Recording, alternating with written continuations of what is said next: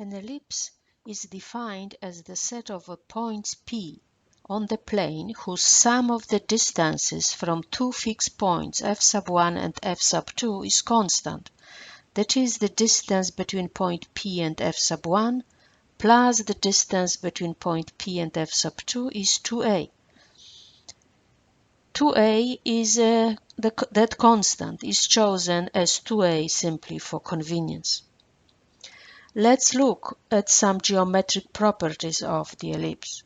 So if I have points f sub 1 and f sub 2 and I say point P is on this ellipse, that means that the distance from the point P to f sub 2, let's call it d sub 2, and to f sub 1, let's call it d sub 1, satisfy the equation that d sub 1 plus d sub 2 is equal to a. Let's draw a line through the points f sub 1 and f sub 2.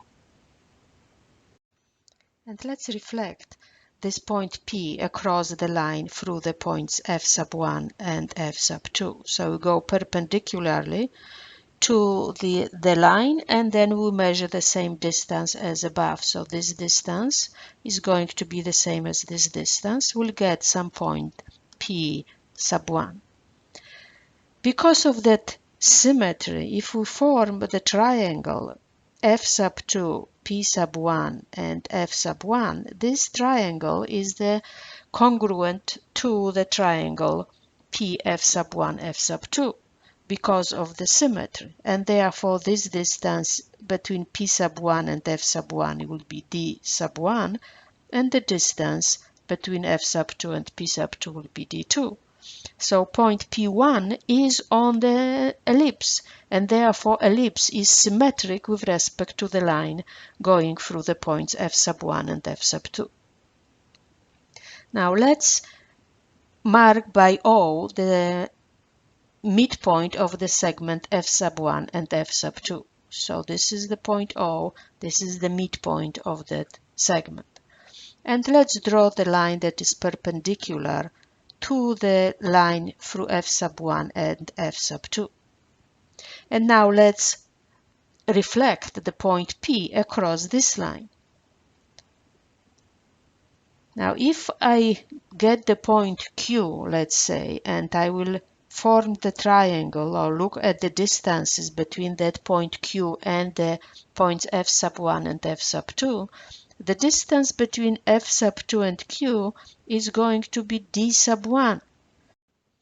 And the distance between Q and f sub 1 is going to be d sub 2.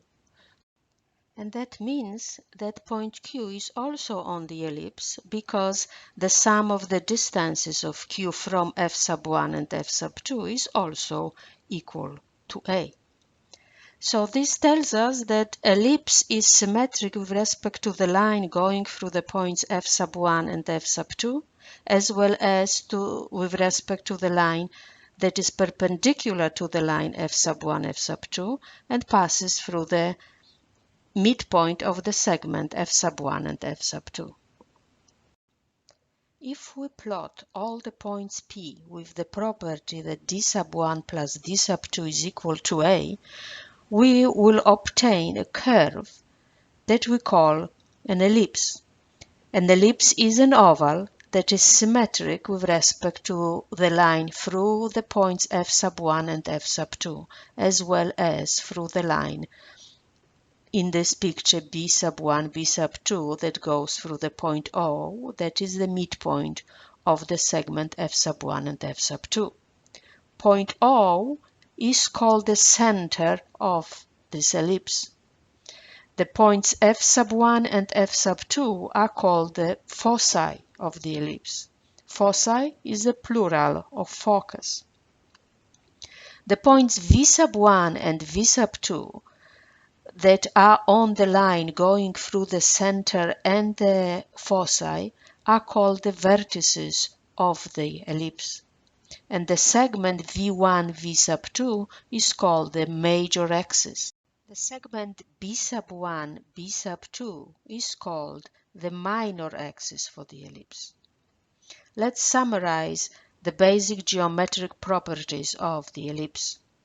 Vertices, foci, and the center are on the same line. The center of the ellipse is halfway between the foci.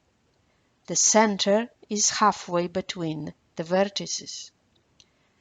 The major axis contains the center, foci, and the vertices. The minor axis is perpendicular to the major axis and passes through the center. The major axis is always longer than the minor axis.